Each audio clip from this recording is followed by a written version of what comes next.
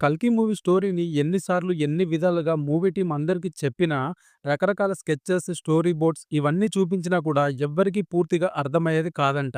Including Amitabh Bachchan, Kamal Haasan and లాస్ట్‌కి మన hero 'Prabhas' కూడా. ఎందుకంటే 'నాగి' మైథాలజీ అంటాడు, సైఫై అంటాడు, మళ్ళీ కాంప్లెక్స్ లాంటి డిస్టోపియన్ వరల్డ్ అంటాడు. సో, ఎవ్వరికీ ఏమీ అర్థమయ్యేది కాదు.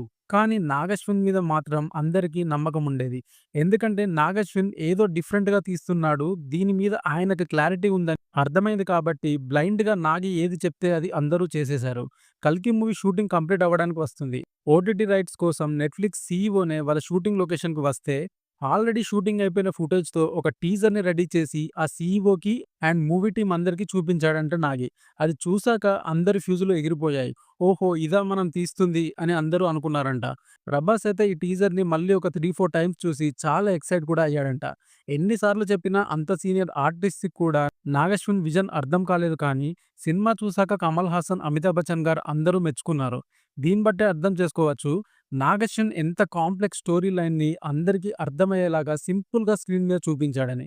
అవును, మీ అందరికి 'కల్కి' స్టోరీ అర్థమైందా? లేదా ఏమైనా కన్‌ఫ్యూషన్స్ ఉన్నాయా? కామెంట్ చేయండి.